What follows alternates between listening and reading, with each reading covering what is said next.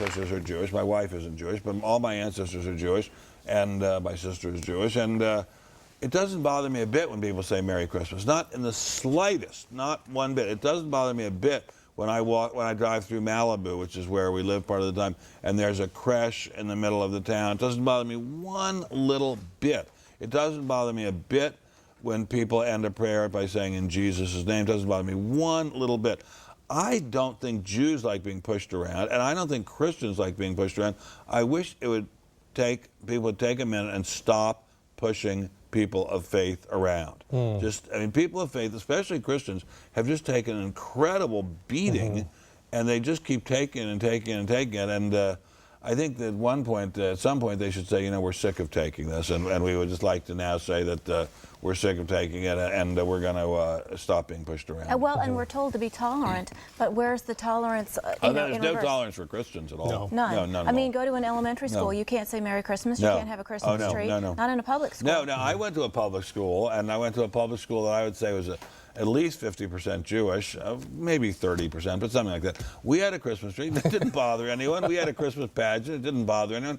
I went to a high school that was probably 25 to 30% Jewish. We had a senior Christmas dance. Didn't bother anyone. We had a Christmas pageant. We had a Christmas parade. Didn't bother anyone at all. And you know, it didn't bother anyone to say the Lord's Prayer before school every day. It didn't bother us one bit.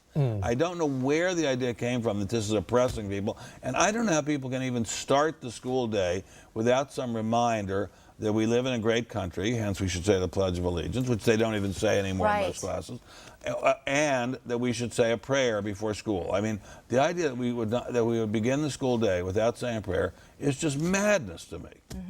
Well, and now you're in the classroom, and chapter 2 talks about teach Americans contempt for America, and you recently were involved in a project called Expelled, where you really kind of took on the academic community. Scary. It is. It really is a serious issue. It's terrifying. We made a movie called, as you said, Expelled. I was just the star, poor pathetic winking star of this movie, about where does life come from, how did life evolve, taking on the Darwinists and the neo-Darwinists for not allowing any kind of debate about this in the classroom. And we were just hammered so hard in the media you can hardly imagine. I mean, you just cannot believe the vicious things people said about me and the people who made the movie in the media. I would not have believed anyone could be so angry. But somehow when you challenge people's atheism, when you challenge their secular materialism, they go berserk, just berserk. I mean, they don't just get angry, they go berserk. I mean, the names I was called in very famous newspapers and in very famous websites are just almost unbelievable.